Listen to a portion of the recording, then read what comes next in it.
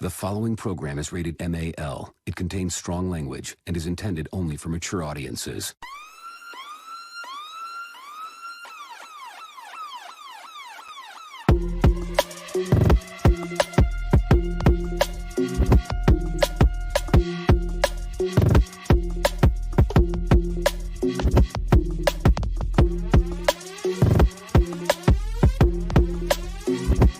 Show that gives you everything and nothing at all. That's everywhere you don't want to be. It's Ruben, Mo B, and on the ones and twos, AG.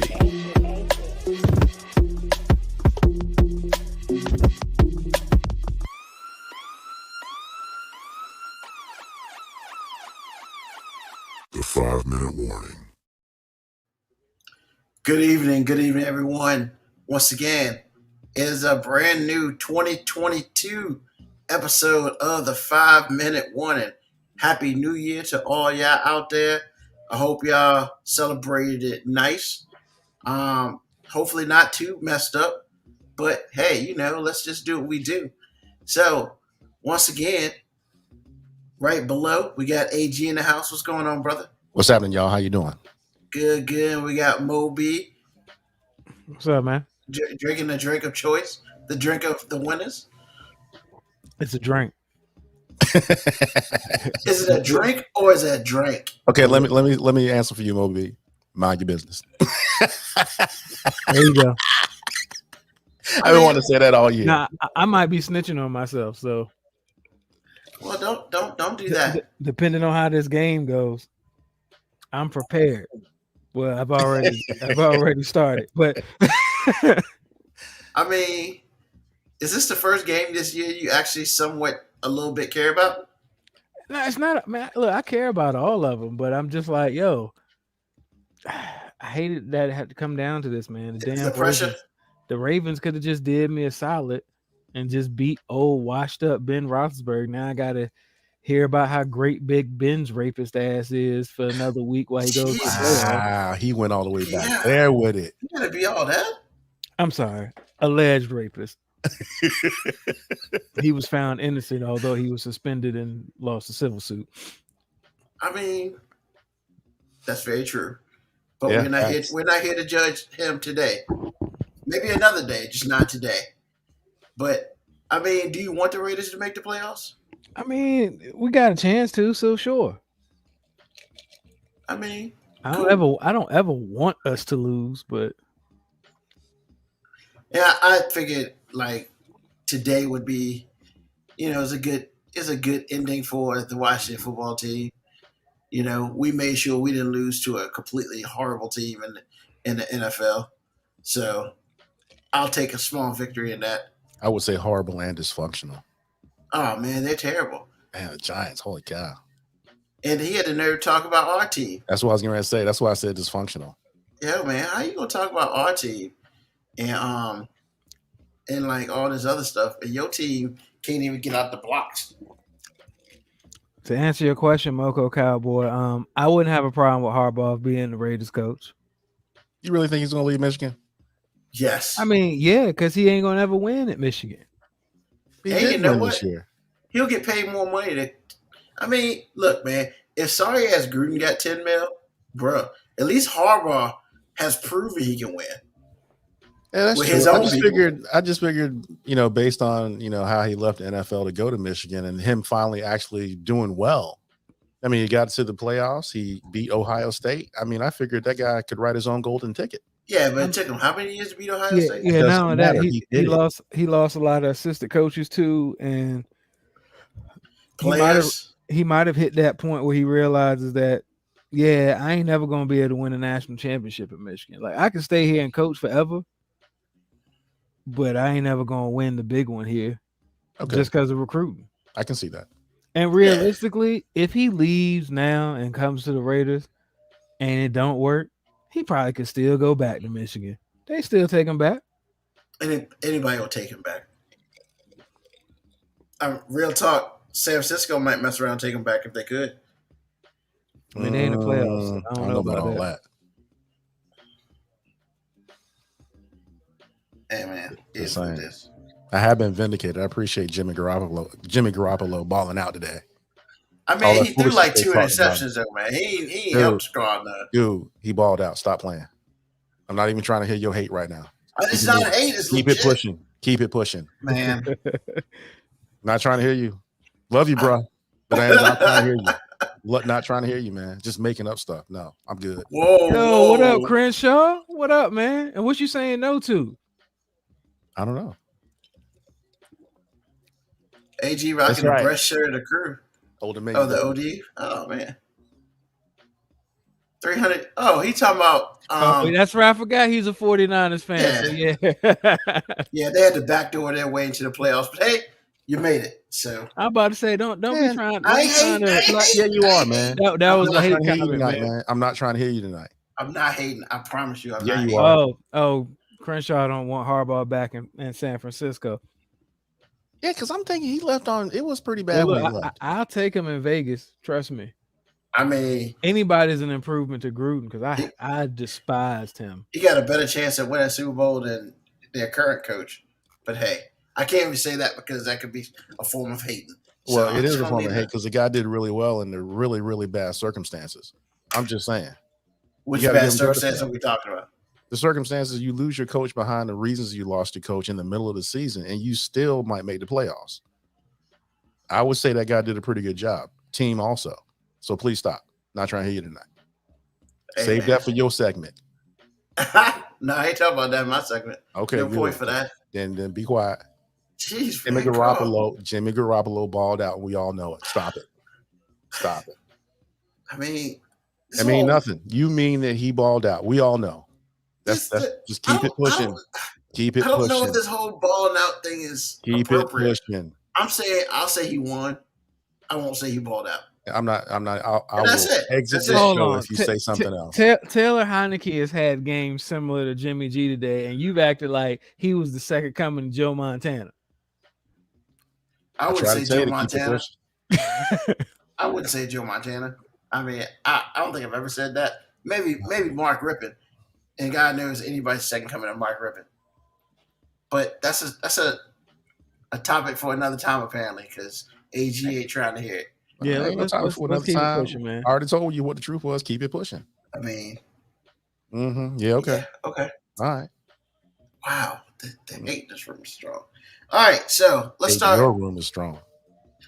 Oh man, look, Crenshaw. I mean, really, we all saw the game now. We all saw the game. You win the overtime. You got a field goal. You won. You're in the playoffs. Let's keep moving. Jeez, Crenshaw. The guy I feel on the show one time, and he wants to control it. Hey, Ron, my bad, man. Ruben just salty because he's a Washington football fan. That's all. That's it. Stop it.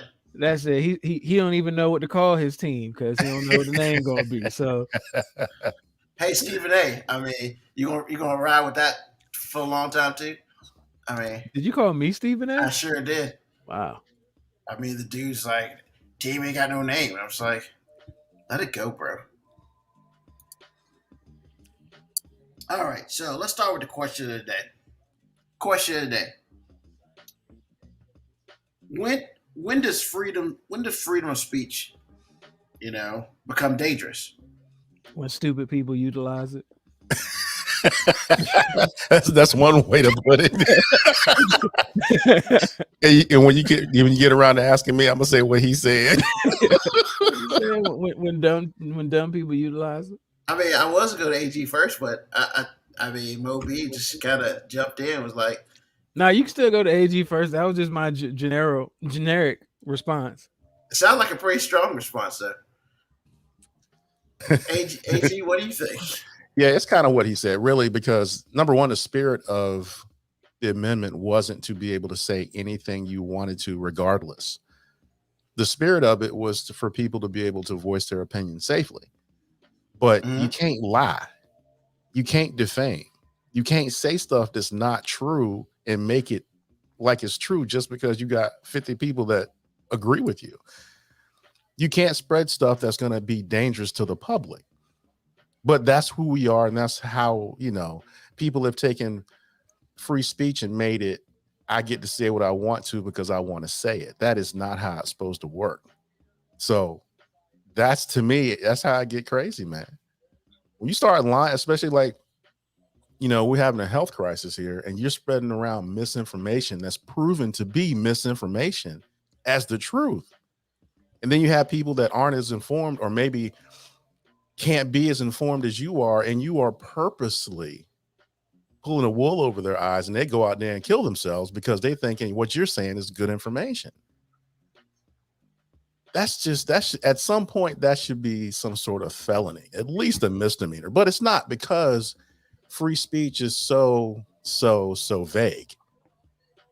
Because just because the spirit of the amendment is what it is doesn't mean, not an amendment, but the spirit of it doesn't make it a law necessarily. So because it doesn't have any details, people do what they want to do. So that's my thing about it. Why does it look like Mo B got a bottle of Mad Dog 2020? Oh no, oh, Mad Dog ain't that big, man. No, this whiskey, man, this is good stuff. So, Mo B, would you like to add to that, or add to your earlier comment? Yeah, freedom of speech becomes dangerous when people think it means freedom of consequence. Yeah, I mean, that's really where it is, man. People think they have the right to say whatever they want, and nothing can happen as a response to it. I mean, it's like basketball court rules, man. Like on the street court, you can talk about somebody, but everybody needs to know where that line is where you say something that, yeah, you can say that, but you need to know that somebody might punch you in your face because you said that. Like it ain't just you get to say what you want with no consequence. Freedom of speech says nothing about freedom of consequence. When you say shit, you gotta suffer the consequences of whatever you say. Very true. I think David Chappelle said it right. When keeping it real goes wrong.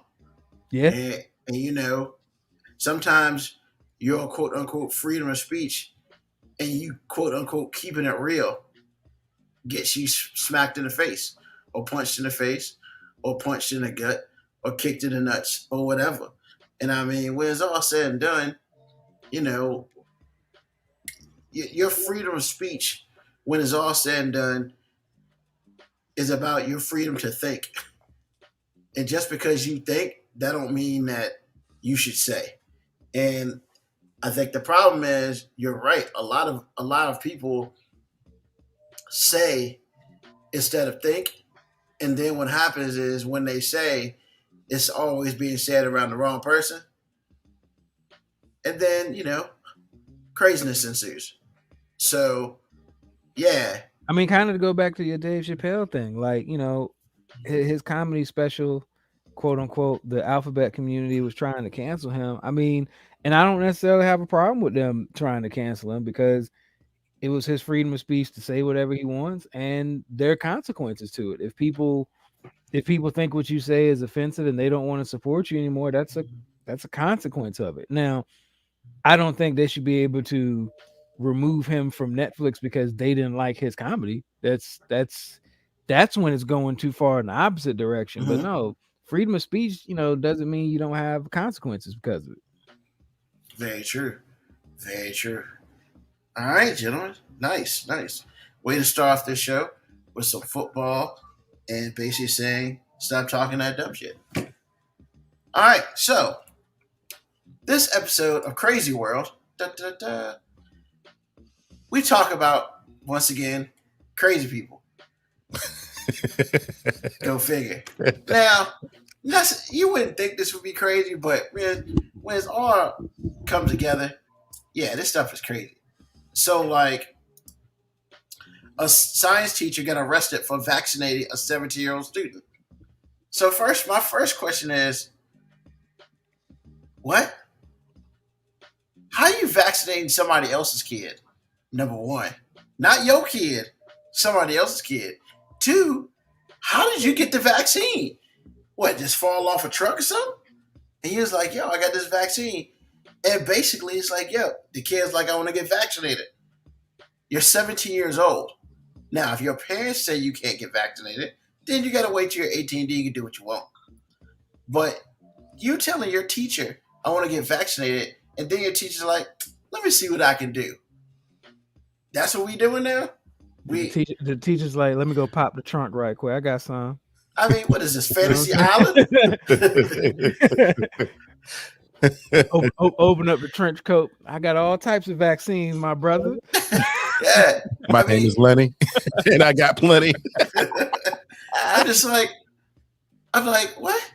I mean, what? You see Mr. Rourke on Fantasy Island? Hey, say hi to Tattoo for me, and he got you some of the vaccine. And first of all, the teacher teaches biology. Now, I was about to say, is she even permitted to give a consenting person the vaccine? no, she's not. She don't teach human biology. She teach biology like It wouldn't matter. She's not a medical professional. That's what I She's mean. going around She giving know- out shots. And I mean, the kid wanted it. And then the cool thing about it was, because, you got to videotape this shit. Because it don't happen unless it's on video. That's how it works. So as they videotaped it, at the end of it, she was like, "You're fine, I hope." Hold on, chick. First of all, you illegally stabbed me. And then you don't even know if I'm going to be fine or not? What is? I mean, come on, man. You could at least lie to me and be like, "Oh, you can be great now." That reminds me of this dude at Busch Gardens that was buckling me into a roller coaster. He said, my man said, "You be all right." Bruh, I you think you'll be all right. roller coaster? Yo, Hey, the harness didn't click. And I was like, yo, the harness ain't clicking. He said, "I think you'll be all right," and left. Nah, bro, that's where you pull that joint down. You suck in that stomach and make sure you hear that click, because Dude, all I'm saying was, I'm glad I had life insurance. That's all I'm saying. Because Mr. Green Jeans wasn't even trying to hook me up. that's when you gotta stop this. You push it all the way up, and then they stop the whole roller coaster. Well, because that one dude didn't do it. But that's the only thing I was tripping about with this, man. It's just like, she's not a medical professional, like you said. It's like, number one, if you're not a medical professional and the school is not a triage to give you the shot, how you get the vaccine? It's just so many questions, man. I mean, and then you're going to videotape it. It's like, you going to jail too? I mean, come on, man. And here's the other thing, man. You're 17 years old.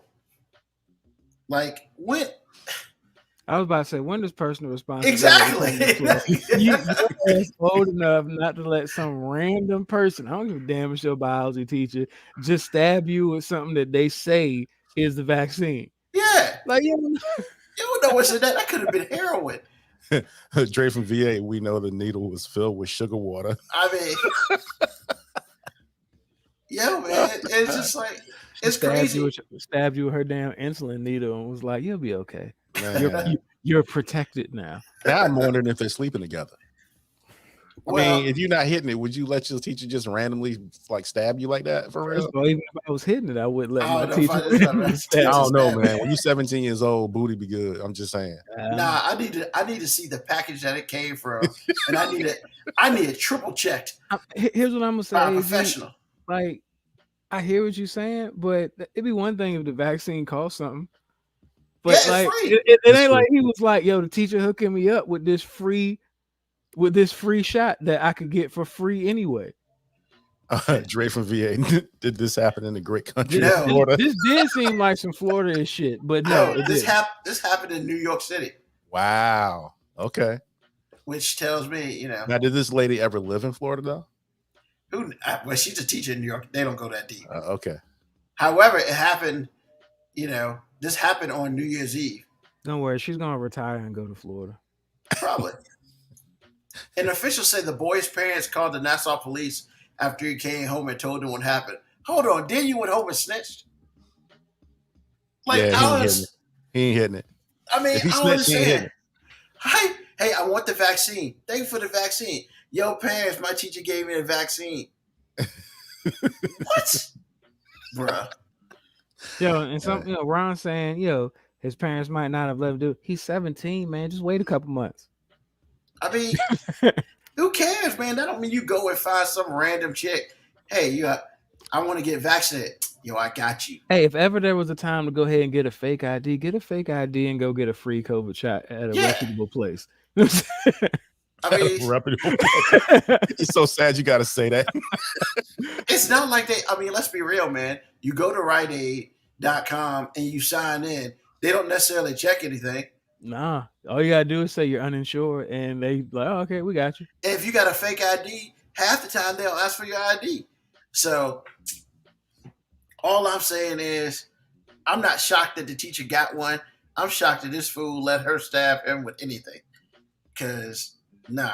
And then you're right, the whole videotape thing, I'm like, yo, for real, like, oh, but what's happening?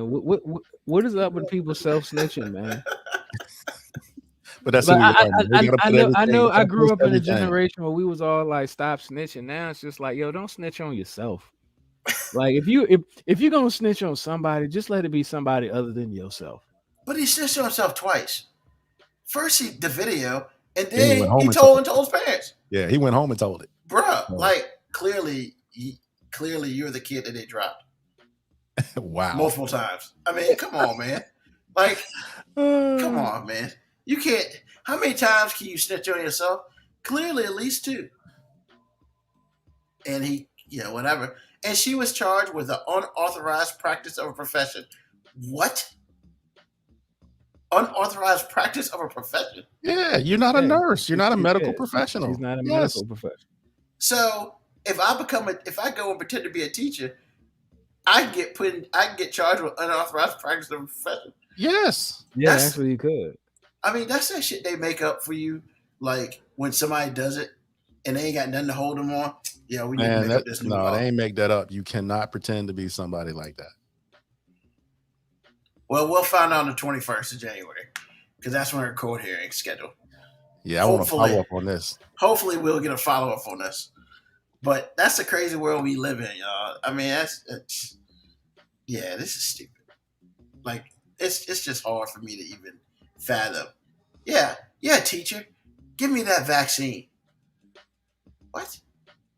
Hey, let me videotape it first, and then I'll tell my parents. What? Crazy people. We don't need to go into any other detail about anything else about that. So, no, AG, rise and shine, my brother. Yes, sir. We're gonna talk about and this is to the people that are.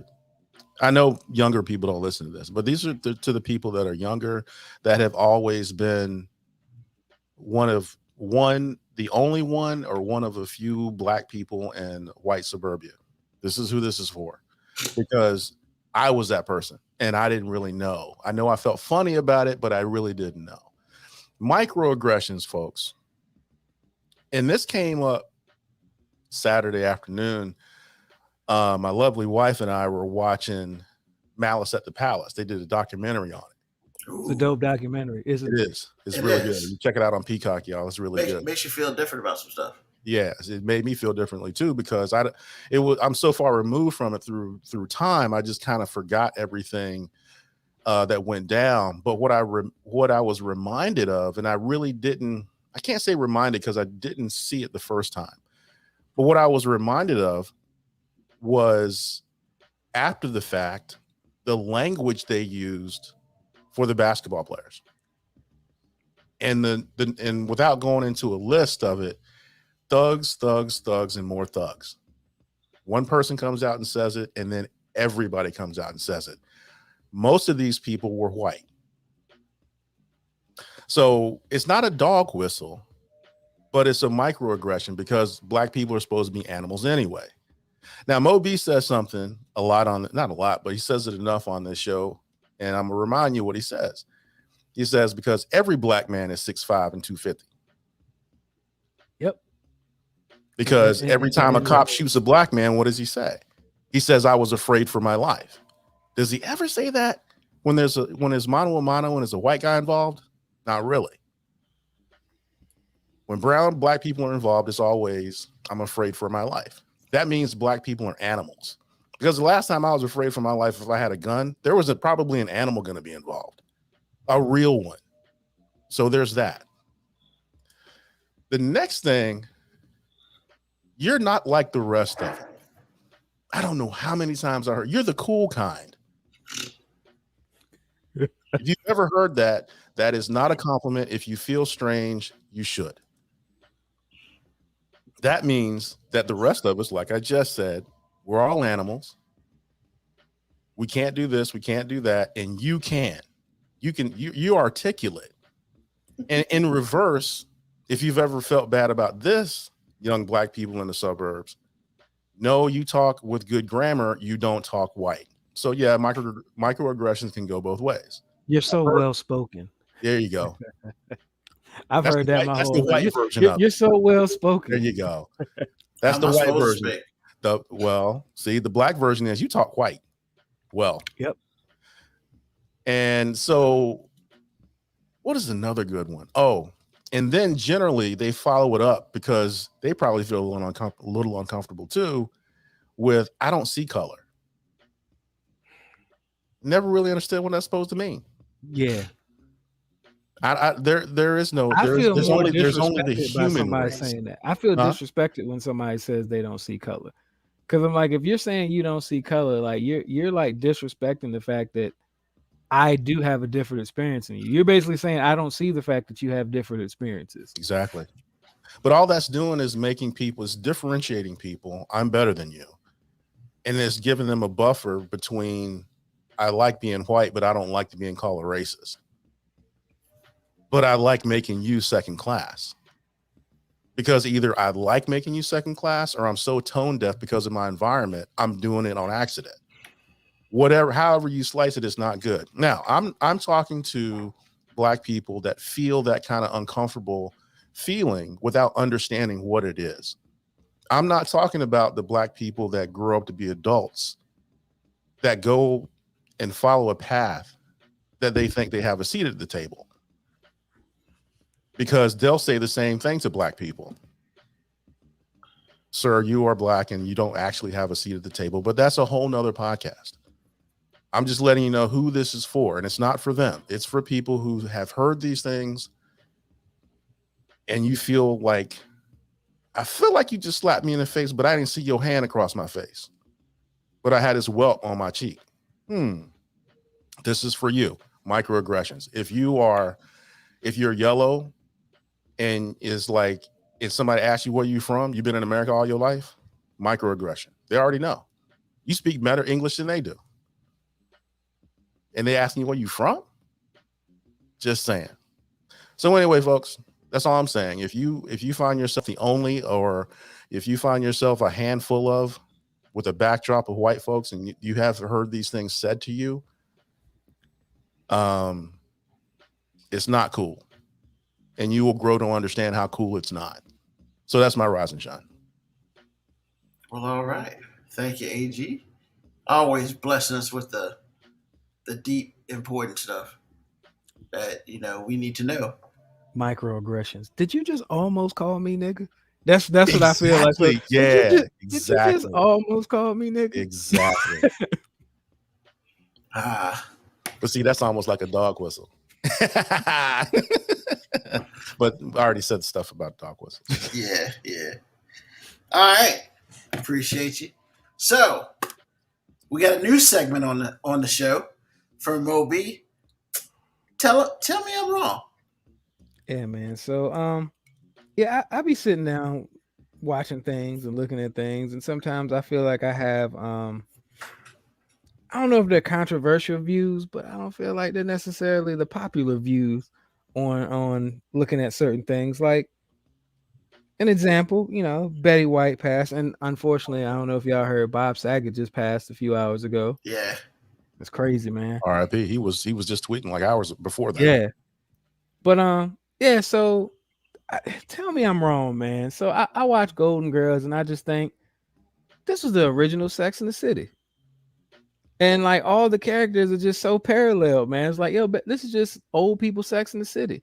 And they got to say all this nasty ass shit for the time because they had it matched with old people. And it was funny and cute when you have old people doing it. Tell me I'm wrong. I mean, you make it Well, difficult. I want to start this one by saying I can't tell you wrong because I completely agree.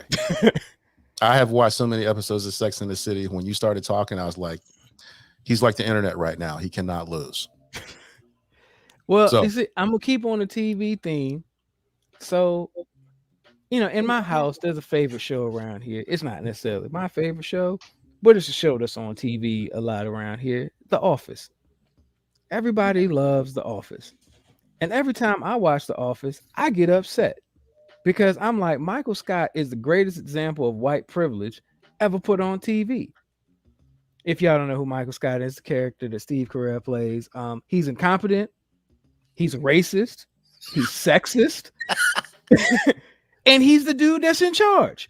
And he never gets penalized for being any of these things.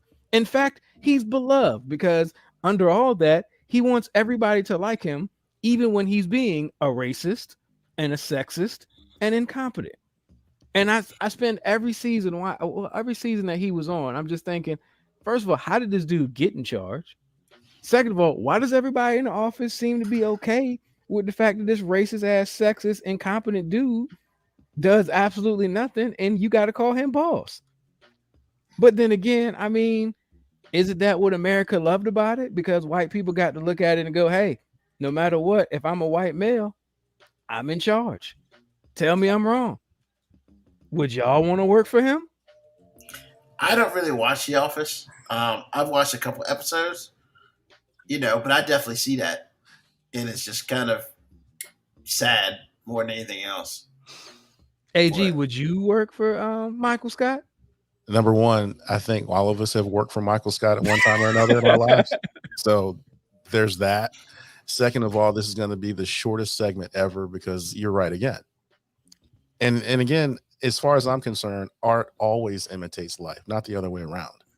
And I've never seen the show, but seeing the little clips, here and there through my life with it, just as an aside of my life, I guess. It's like, yeah, that's that dude. But we've all worked for that dude. That dude will continue to exist. We can have somebody that gets canceled, but it's like trying to, destroy the drug game. As soon as you get one kingpin, there's another one coming. It ain't never going away. So I can't prove you wrong. All I can do is make you right, more right. All right, here's my last one. And it's not so much just about TV, but it's kind of just about TV. Are there no American-born black actors to play roles anymore? Because it seems like every major black role that I see is played by some black dude who's actually from another country with a British accent. The dude from Snowfall, the dude that plays the dude in All American, Idris Elba. It's like, yo, are there no more black actors? Go ahead, Ruben. The dude who plays Captain America is from America. We got one. Hey, we got one. And that's a movie. I said TV. Well, he does TV too. Yeah, but what character does he do on TV that you know? I mean, he does a lot more movies. Exactly. You couldn't name one, but Now, which dude on Snowfall? I'm curious. The main dude. The main dude. Oh, he's not American? No. No, actually, my wife and I talk about this a lot. If you're done, Ruben, I'm gonna go ahead and jump in. Yeah, you go for it. Well, like I tell her all the time, and because I always relate it to white American actors, and I'm using actors as gender fluid, so I don't have to use a lot of words.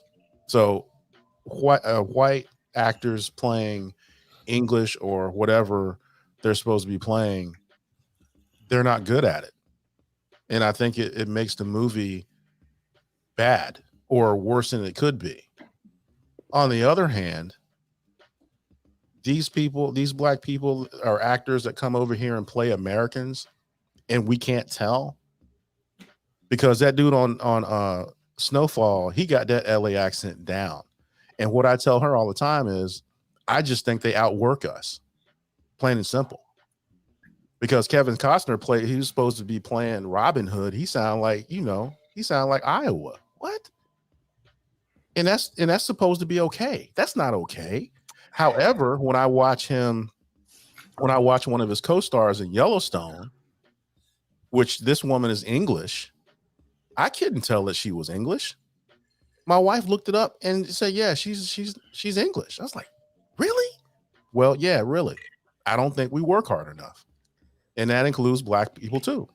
So that's how I just feel like if we work that hard to get that accent down, and based on region, because LA has a certain vibe, New York has a certain vibe, the Midwest has a certain vibe. If you work that hard to get that accent right, and on top of that, you can perform well, then I ain't mad at you. But I just generally don't think that we work as hard as they do to be us as we do to be them.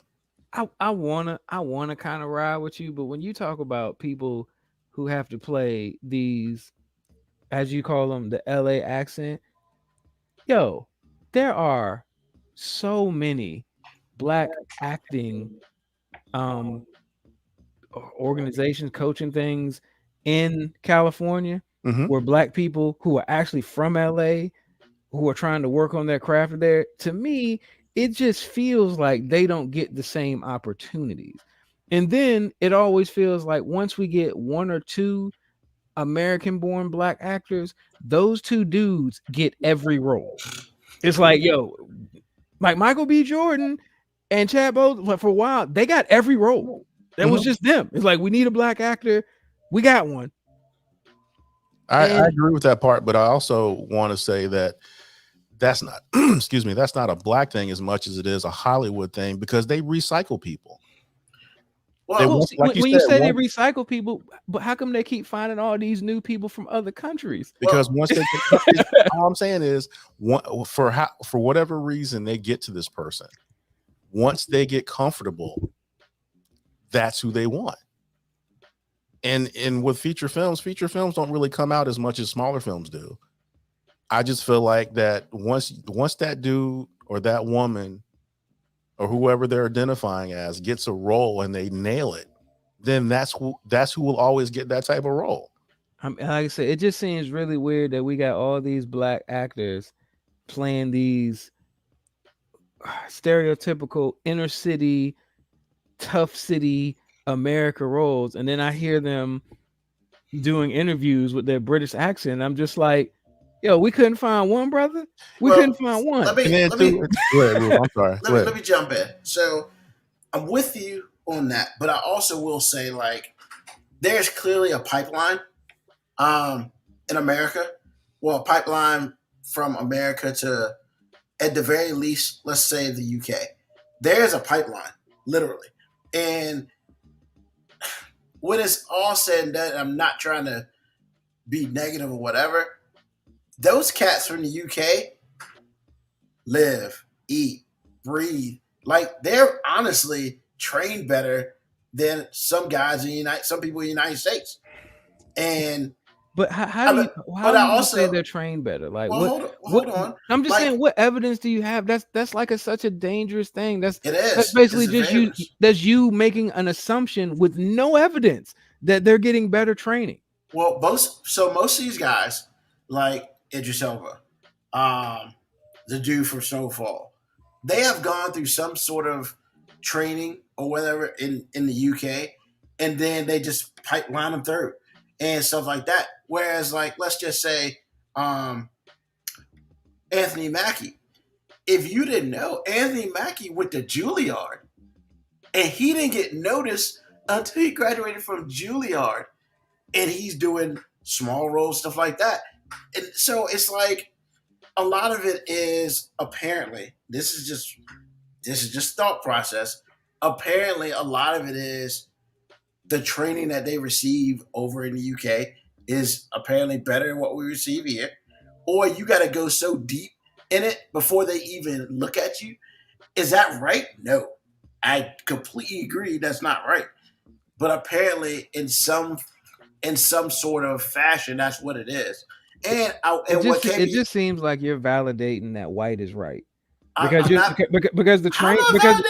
because you're saying they're getting better training. Like, yo, they're black people in Juilliard. They're black people who are in all of these acting classes. They just don't get the opportunity. It has nothing to do with training. It just seems like Hollywood would rather go get a black dude with a fucking accent than to get a black dude that's been grinding here. And that's very true. And unless we're saying Tyler Perry up here scooping all the black actors up, Because once you get typecast in Tyler Perry movies, it's kind of hard to go back. Yeah, you got to get big somewhere else before you go to Tyler Perry. Yeah, but then I will also piggyback on what KB Yako said. He said, a lot of the English black dudes are dark, and he's kind of right on that. There are not a lot of light skinned black dudes who are making any noise. They're all dark, darker than me, darker than you, Moby. And is that right or wrong? No, but it's kind of like what it is. I mean, I don't know why it's Hollywood like that. feels like the only authentic black actors have to be dark. I think it's crazy that there are not a lot of light skinned dudes on TV. They're just not. I don't know why. I mean, if we're gonna do that, I mean, the real thing is, you got your Idris Elbas and all that, and people like that. And Terrence Howard was one of the few light skinned dudes who actually made it. But I mean, tell me about any real good light skinned dudes who made it. Well, actually, the only thing I wanted to say before we move on is I feel like now that I'm hearing all this and hearing it, I just feel like that there is a certain level of arrogance that you have to have, and I think this country has plenty of it. Ain't nobody trying to make it in the UK coming from here. I got to believe that there are a lot of actors or performers in other countries that they're looking at the United States as, I want to make it. That's where the money is. I want to make it because they've already made it over there. They're already doing well over there. They have a whole nother thing we know nothing about unless we have the right channels that we subscribe to. But no one in America wakes up as a performer and go, I'm skipping Broadway and I'm going over to UK and kill it. I want to be in Bollywood. No one ever says that because we're arrogant. It's America. Everybody wants to sell us something. So because of that, that goes back to what I said initially. I don't think that we work hard at getting those accents right. And you have to master it to be believable. I mean, when you say work hard to get the air, what if you already got the accent? You already from the region. But see, now it's conjecture now. because you acting like some of these people that you're talking about actually work on an accent. So if they do get the call, they're good. I'm just saying a lot of these people that you were talking about spend a lot of time watching American TV. And it's just like football or basketball or anything. If you get the reps with the first team, then you probably know the offense really well. Well, that leads me to another question then. So, because we've often said that the roles that black people play on TV are ultra stereotypical. So are you saying that they've just mastered the stereotypes better than we have? No, but I am saying sometimes, and I'm glad you said that because I forgot all about it. One of the points I was going to say while y'all were talking was sometimes black people will be like, I'm not trying to play that role because of what you just said. American black actors and performers, how many more drug dealers can I play? Even though the role might be like have the depth of something like Snowfall, at the end of the day, he's still a black kid slinging. And if you're American, you might have a different perspective on playing that role. Because of you being a black American, you just look at it differently. It makes you feel different. Or it might not make that person feel, a foreign person feel that way. It might not. I'm not saying it will or it won't. I mean, no, that's a point. It might not. So that's all I'm saying about that. But the bottom line is, because of a couple of three reasons I've already said, I just don't think that we are prepared enough as American performers to perform overseas and make it believable. That's all I'm saying. And to double back on that. Remember back in the late 90s when boy bands were big, they would make them over here, but then they would go overseas and get really popular. NSYNC, Backstreet Boys, all those cats. And then they would come to America and then they become insanely popular. For whatever reason, I don't know what it is about going to the UK. It's like you go over there, you learn all the lessons that you need to learn, and you come back to America and basically like, this shit's easy over here. I don't know why. I don't know what it is, but maybe we're missing out on something that clearly they got and we don't. But yeah. So, but I feel you, Moby. I mean, I do. It's quite sad actually, and I don't know how else to answer that. I'm glad y'all gave me input because, like I said, I just want somebody to tell me I was wrong because I just feel like Hollywood just really don't want us to play us. Yeah, that's true. And then part of it. Go ahead. Oh, I'm sorry. Maybe part of it is we don't want to play us. Well, that's the other half of it. I mean, you know what? I think established people sometimes say I don't want to say it, but they finding people, fresh off the streets, first major role, and you can't tell me that a whole bunch of black actors trying to get their footing in Hollywood are so high in their morality that they don't want to play something. Now I get it, they don't want to play that role multiple times because you get pigeonholed. But I mean, and some of the roles I named aren't even the stereotypical drug dealer, like the dude from All American. That's about as anti-black stereotypical of a character as you can find. Which one, Jordan? The dude who plays Jordan? The main player. Oh, I didn't know that. Where's he from? He's UK. Yeah, he's from UK. He's English. Dude, see, that's my whole point. I didn't even know that. And the reason I didn't know what I'm saying is, like, do you think any American black actor would have had a problem playing his role? Hell no. His role is almost too fucking perfect. His morality level is so up there. He ain't doing nothing negative or stereotypical. In fact, he's kind of anti-stereotypical. And he is, but then you have to also include the fact that he's still South Central. He's still coming from the hood. There are other stereotypes in there. Maybe other black performers didn't want to have anything to do with that. They all wanted to play Jordan. I don't know, man. I don't really know that part because now we're getting to the point where it's all conjecture because neither one of us or any one of us are in the business to know, and we're just throwing stuff out. But I do know this country is highly arrogant, and everybody is trying to be here, and we ain't really trying to be over there. So we're ill prepared to be over there if we were to get the call. That's all I'm saying. So cool, awesome. Appreciate you, Mo B. That was fun. Good first segment. I like it. So gotta go. The board's been kind of lighting up real quick before we move because Ron brought up a point. He's right. That role is it, but the show does have a lot of stereotypes. Like it's All American is full of just stereotypical roles. Yeah, especially the preppy light skinned dude. Yeah, that dude just annoys me. Oh, before we move on for real, I want to address this whole thing about Taco Bell commercial. Yeah, I was about to talk about that. Yeah, we're gonna talk about that in another episode because we ain't got time to dig into that. I've been mad at that for 2 weeks. Really?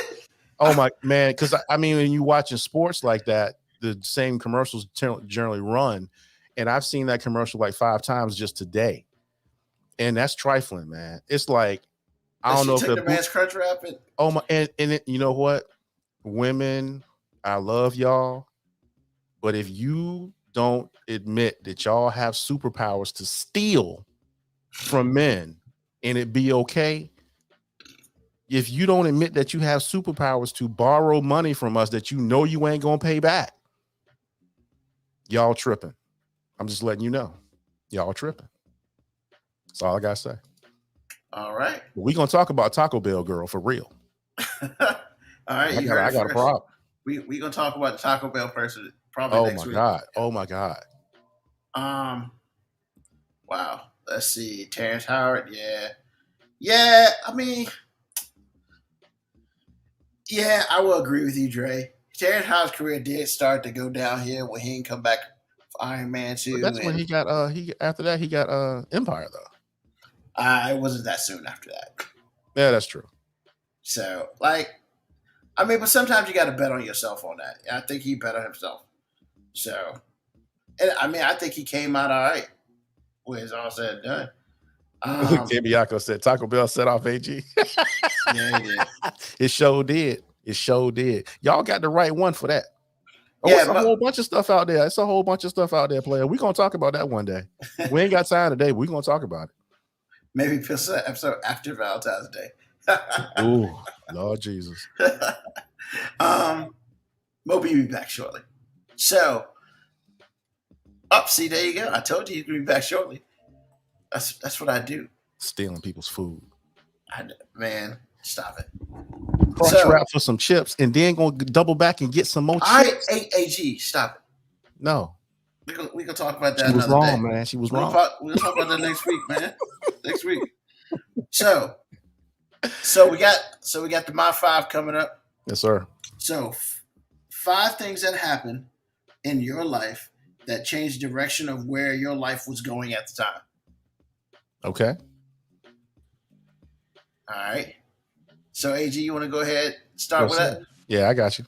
All right. The first thing was when my parents moved from Virginia Beach to Chesapeake. So that set me up for the rest of them. I promise you it did. So when we moved from Virginia Beach to Chesapeake, everything else in my life happened because of it. So the second thing is when I failed 5th grade. What? You know, I didn't really tell it, but yeah, I did. When I failed 5th grade, that put me a grade behind, and that let my who was now my wife catch up. Because if I would have stayed on the trajectory that I was supposed to stay on, I would have never known her for real. You Not robbed for real. a cradle, AG? Huh?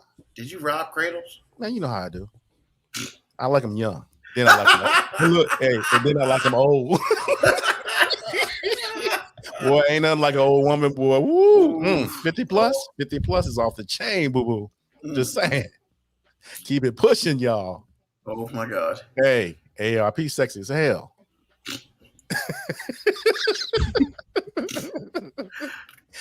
Okay, so when I failed the 5th grade, that put me back a year. So I met my wife, and actually my whole social orbit was these people. So the next thing that happened a couple of years after that was when I first saw Motley Crue. They had their first video. Well, actually, their first video came up before that, but the first one I saw was "Looks to Kill." So from a music standpoint, that's where that started that day, because I wanted to play drums like that dude. Kickstart My Heart? No. Looks to Kill. That Kickstart My Heart was later, and I was like, yo, that's what I want to do forever. So the music thing kind of fell by the wayside because it's like, man, I don't know how to do this. I don't know how to get from A to B. So maybe I should get a real job.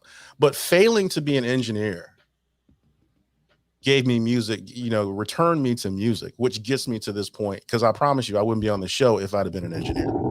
No way. So the last thing is when I decided to chase my wife, even though I didn't have any value to her, I didn't bring any value. Because my mom always taught me, my church always taught me, the world always teaches me that if you don't have certain things in order, as a man, you don't have any value. Now, y'all can talk about that gender fluid all you want to, but you're not responsible with your power. So I don't think that y'all really count, because the bottom line is, if you're a dude, there are certain things that you're taught that you have to have. And if you don't have them, then you don't have any value. However, I put that aside, and I was going to get it, because either two things are going to happen. Either I know that it wasn't for me because she told me no, or I was going to be king of the world. So I'm king of the world. Just don't have a crown on right now, but I'll go to Burger King later. But I'm letting you know. So in that order, that's how I got to this point. On this podcast, married to this beautiful woman, all these things that I have now, that's how it happened. Because if any one of those things come out of order, my life is completely different. Awesome. Appreciate you. Mo B, we're on to My 5, sir. So 5 things that happened that in your life that changed trajectory or the direction of where your life is right now. Not getting to play in the Little League World Series. I pretty much gave up baseball. I mean, I came back to it like 1 year in high school, which, I mean, humble brag, just proved how good I was at baseball, because I didn't play for years and then went out for the baseball team and made it and played a whole season in high school. on a pretty good baseball team, and I hadn't played baseball in years. But yeah, man, seeing my teammates play in the Little League World Series when we moved to Virginia and I didn't get to play, even though I had helped us get there, that changed a lot of things, man. Because as good as I was at other sports, I probably easily was the best at baseball. Because that was the sport I played first. So, I mean, that changed trajectory. I mean, in many ways, I guess it kind of brought me over to some of the other sports I played, though. I know it's going to be a sports theme, but also Coach Taylor at Churchland High School, who I never actually got to play for, but when I was playing basketball at Churchland, when he told me that I was probably too soft to play football right before he passed away, that's actually when I started playing football. So, you know, I mean, he even said it like in a real negative way. He just said it in a way that, you know, as a teenage male, hurt my ego because he said it in front of a whole bunch of other people. And he was like, "Oh, you're probably too soft to play football." And that's when I decided, well, I guess I got to go play football now because I ain't about to let this old man with his head turned to the side tell me that I'm too soft to play football. I just kind of regret that I never got to play for him because he passed away of cancer that summer. But yeah, so that was definitely a big turning point. But yeah, I honestly probably would have never played high school football had Coach Taylor not said I was probably too soft. I got to ask you, what precipitated him to say something like that? Because I was on the basketball team, and he used to always be in the gym during the basketball game. So literally, we were walking off the court. I was playing basketball, and he was like, he had seen me before. He was like, "Why don't you come out and play football?" I was like, honestly, man, I never thought about it. I mean, I just got back into playing sports because I grew 6 inches over summer between 8th and 9th grade. So I ain't really do much of anything my freshman year because my joints hurt too much. But when I started playing sports again, I started playing basketball, and he was just, you know, he was a fan. He was always at the school. He was cool. And he was just like, "Why you don't play football?" And I was like, I hadn't really thought about it. He's like, "Sorry, you're probably too soft to play." And he just walked away. Like, he just dropped the mic, walked away in front of other people. And I was like, well, I got to play football. He got you. Jedi mind trick. He got me. And then, you know, one of the dudes up here, Ron Crenshaw up here, like I started hanging out with him, wanting to play with him. He took me under his wing playing football. I was like, yeah, I gotta prove to people like him that I ain't too soft. Although I avoided him like the plague because Ron was huge. I was just saying, Ron was huge, man. Oh, that's just wise, my friend. That's just wise. You know what I'm saying? I always wanted to be on his good side, but I was always trying to be like super competitive at the same time. It's a real funny dance I played, man. I was trying to be hard and cautious all at the same time. You can do that? Yeah, I did it. I did it well, man. You can ask Ron, man. In the weight room, we be in the weight room. I would challenge him in the weight room fast. If we got on the field, I'd be like, yeah, I'm gonna stay away. I ain't trying to necessarily get hit by him. Right? Man, you lucky you ain't got time for this. Yo, he lucky you all the way over there. He said, yes, he did. If you won't over there, I come over there and smack you in your face. Hey, yeah, man, look, over there. I talked mad trash from the sideline. You that dude, man. Of course. Not really. I ain't really talk trash, but I mean, look, I wasn't about to let nobody think I was soft, but look, I evaluated the scene. I knew who was big. I saw Ron Crenshaw move some of the largest human beings I had ever seen and move them easily. And I was just like, yo, at the time I was like 220, 230. This dude was like 3+, moving other 300+ pound men. I'm like, nah, man, I'm gonna be on his good side. Stay back in the cut. Hate for the sidelines. I'm gonna learn from him. I should have went to college with him because I could have got one of them big ass championship rings that he used to like to show me all the time. Oh, what college did you at? Let him type it in there because it hurts. Because he begged me to try to go there, and I could have won one of them big ass rings that he used to sit at the table in front of me. Oh, Catawba. Division 1, D1. He went to Catawba. Oh, where's the Catawba? It's Carolina. Okay. Yeah, he won national championship. Me too. And nice. Yeah, he used to always try to, like, my whole senior year, he would come back to the school, be like, yo, you should come, and I'd be like, nah, man. And you know, in retrospect, probably should have went. Oh, Salisbury. Okay, I know where you are. Okay, nice. But another thing that, you know, kind of altered my life is when I did go to college. I tore everything in my knee but my ACL at Randolph Macon, and I was just like, yeah, I think I'm gonna try to do something else now. So I found coaching. So when I went back to my old high school, one of my old high school teammates was coaching. So I started coaching. That's changed the trajectory of my life. I mean, I've been away from coaching for a while, but I'm working my way back towards it. I'm actually going to school now, kind of making my way back towards it. Maybe I can be like Dre when I grow up and be an athletic director somewhere. You found coaching through Team Payback? You didn't coach Team Payback? Whatever, man. You see, I tried to pay Dre a compliment, and he goes and says something stupid. That's when freedom of speech becomes dangerous, man. I know, right? Can I ban people? No, you cannot do that. Well, you can, but he didn't say anything to get banned. Another thing that changed trajectory of my life was coworker passing, and that coworker passing kind of, I wouldn't say nudged me, but it kind of moved and pushed me in the direction of getting with my wife. Like it was kind of a bonding thing. She was a lot closer to that coworker than I was. But I mean, that was a really big, I'd say a big turning point in my life, being that, I've got kids and been married for over a decade. I feel like that's a pretty big turning point in my life. 12 years? Yeah, something like that. A decade, I was trying not to laugh at that. Y'all can leave it alone. 12. Hey, man, I wanted to say it before you said it. 12. I mean, and honestly, last but not least, like another big turning point in my life was actually, Jesus Christ, I'm about to say something nice about it. Meeting Dre, because I met Dre, and I was actually in a class with Ruben, but meeting Dre was literally how I kind of met Ruben, because we ended up being on that basketball team, Payback, that sucked when Dre was there, but magically became great when he wasn't there.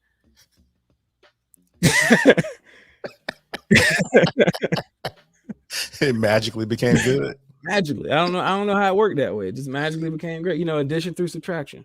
Yeah. Wow. Shots fired. But yeah, that's actually how I met Ruben, man. That was a turning point in my life, man. I mean, part of my job I got through Ruben and living experiences. So I mean, that was a big turning point in my life, man. So that's it. That's mine. I have 2 words: deletion match. And that's it. Let's never talk about that in public. and that's an embarrassing moment for him, but we shouldn't talk about it in public either. Yeah. Okay. All right. So 5 things that changed the trajectory of my life. When I was 9, I went to camp, 4-H camp, for the first time. I tell the story as mom woke me up. Hey, you going to camp? Gave me $10 and a kiss on the cheek. It said, I see you Friday, and put me on the bus. I didn't know what was going on. So, as a 9-year-old going to a place. So you ain't get no warning the day before? You just woke up and I was 9, dog. I was 9. It was the summer. I'm pretty sure she talked about it, but I wasn't thinking about it. I just woke up. She woke me up. Hey, you gotta get a shower, get dressed. For what? You going to camp? What? And that in itself, changed my trajectory as far as what I liked and stuff like that. Just new experiences. I kind of had to grow up a little bit. Once again, man, I get off the bus. I'm at this place. I don't know what's going on. Social skills had to kick in. It did okay. So between that and probably flunking out the first year at ODU, that brought my life into, I would probably say, as much realism as possible at that time. I mean, I never really flunked for real anything. So to fail was a little rough. But I had to learn how to turn around and get back up. Shouldn't have been at all them parties, them frat parties and stuff, man. Man, I was just happy. Chasing all that kitty, man. You can't, you got to go to class sometime. Man, the sad part about it is I wish I was doing all that because I at least have an awesome excuse. But Man, you make your life sound so sad. I mean, it is what it is, man. I was majoring in something that wasn't offered by my school. It was a vagina, and that's what I was trying to get. So, unfortunately, our curriculum didn't line up well, and they said I should go home. I mean, they pretty much said just don't come back for a semester. Come back later, and which I did eventually come back later the second time. I went back again, stayed in AG's room for a year. Boy, did you. It was awesome. Oh, my God. That's another podcast altogether. Oh, my God. It is. And then another thing, I decided I wanted to go back to school for myself. So did that. And that's when I met Dre and Moby and, was on that team Payback. And yeah, went from worst to first. Or second. I'll take second. Man, this game is too close. And then I guess the next thing is when I did something for myself, which ended up on a personal note, it kind of backfired. But on a personal note, I needed that experience to fail again. So when I left a perfectly good job and moved back to Richmond, for something other than work, more personal. Chasing it. I thought I was making the right moves, and I didn't. Hindsight, I can't say that. I did make the right moves. It was just, I probably shouldn't have. But hey, that led me to be where I am today and fall in love with, doing radio and helping Marcus create legacy in that radio, and now to this podcast. And I would probably say the last thing is when I went on a vacation to Florida before COVID, and this is where the idea of the podcast came from. Or more or less, not the idea, but the courage to do one came up. So, and now 2 years later, we're doing this. So that's what it is. AG, what's on your mind, bro? I was against this whole 18th week in the NFL. I thought the football would be bad because of injuries and exhausted players. But now I have been immersed in this 18th week. It has been very exciting. The football has been high quality for teams that are high quality. And I'm afraid that owners will ask for a 19th week because everything that everyone said that would happen is basically what I was saying before didn't happen. Knee injuries and injuries in general didn't necessarily go up. The quality of play didn't go down.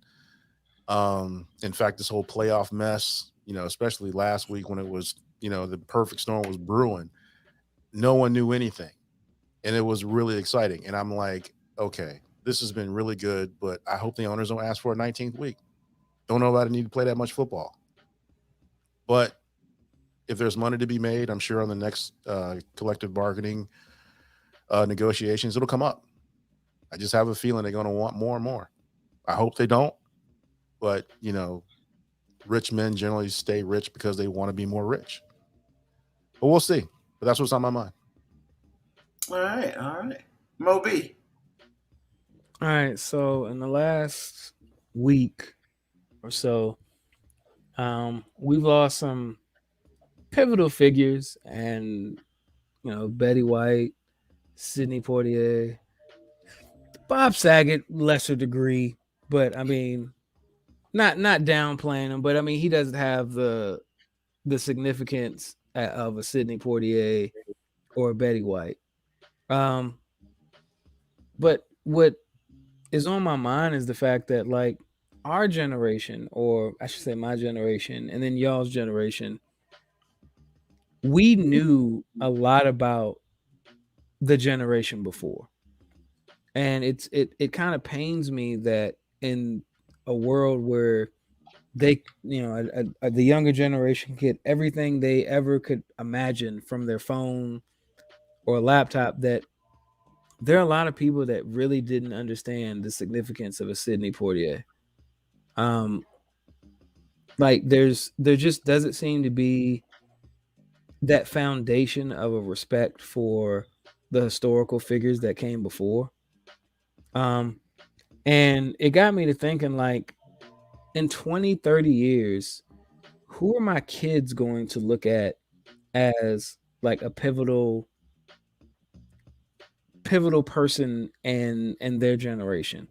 Like, do we have a Sidney Poitier? Like, maybe they do, maybe because maybe they consider Uncle Denzel a Sidney Poitier like figure, which is fair. If that's the case, hey, that's great. A Samuel Jackson, a Morgan Freeman. But J. Cole made a song years ago called No Role Models. And I'm really, really concerned that like the generations before me truly don't have those. Like, in this world of social media where being famous is more important than being relevant, or being relevant is more important than being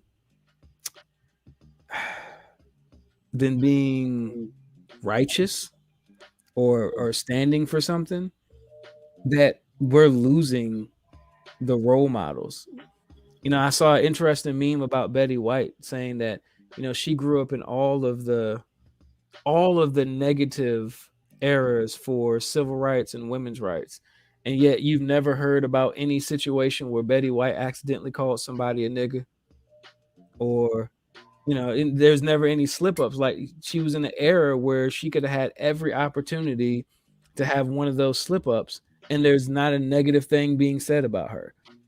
Sidney Poitier, there's nobody that says anything negative about him. Not saying that they're perfect.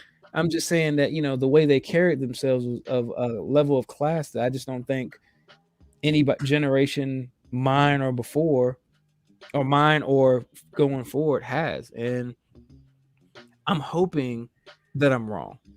I'm hoping that, maybe my daughter's generation will think of people like LeBron James and Steph Curry, people who were social activists but also carried themselves well, and consider them role models or pivotal people. But I don't know. I think all these people who are quote unquote heroes of a generation are dying, and I don't think they've been replaced. So I'm hoping I'm wrong, but that's kind of what's been on my mind. Awesome. Appreciate it.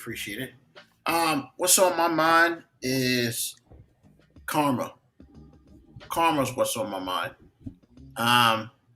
As we know, I'm a big fan of it.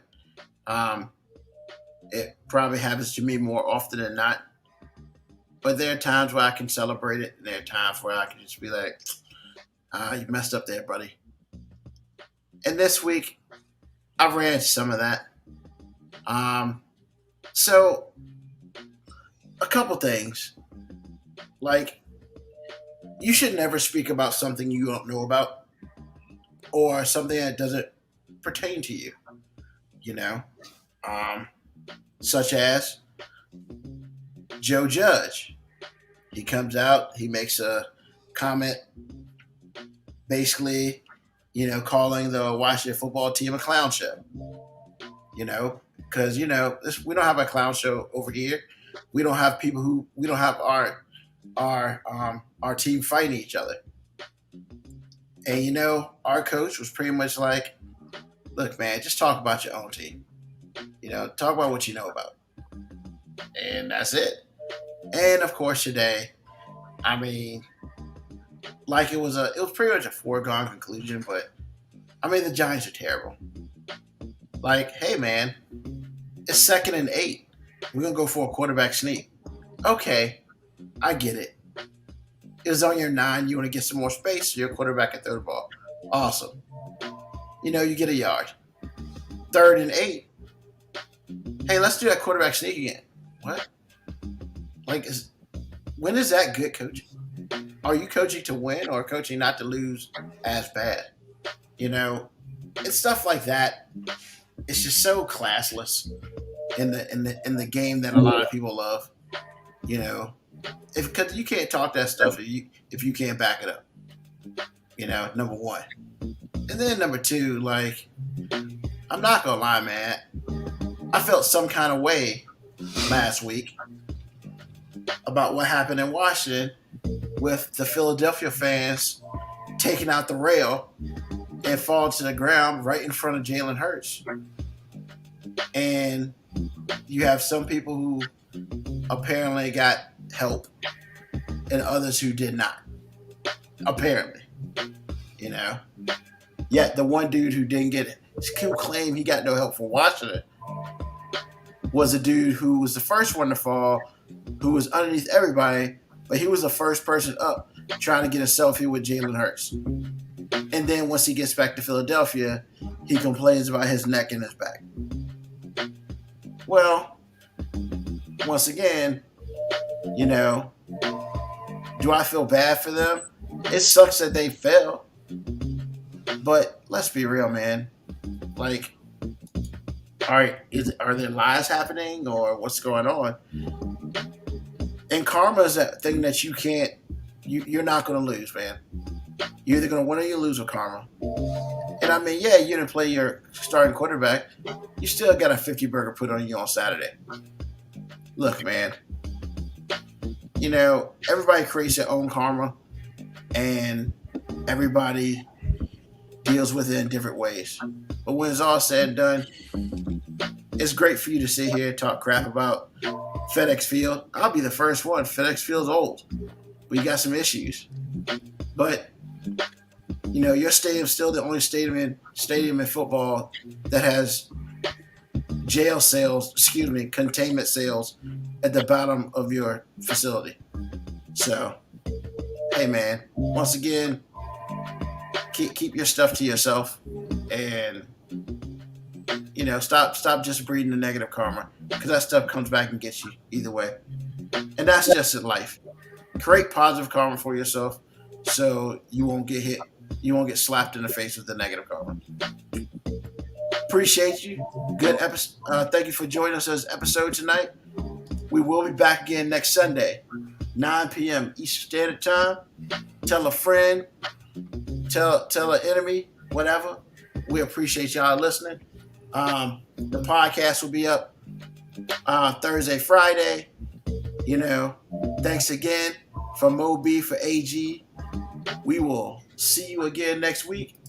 Peace, hair grease, and deuces.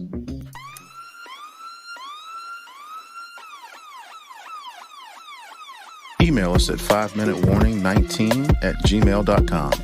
And also leave comments on Facebook and Twitch. Search 5 Minute Warning. Contact us on Twitter at AG_FMW Podcast, at Nugman25, at FMW 2019. Contact us on Instagram, Moby 5 Minute Warning, AG_5 Minute Warning, Nugman25. You can listen to the podcast at Apple Podcast, Spotify, or wherever you get your podcast. Thank you for listening. This has been another episode of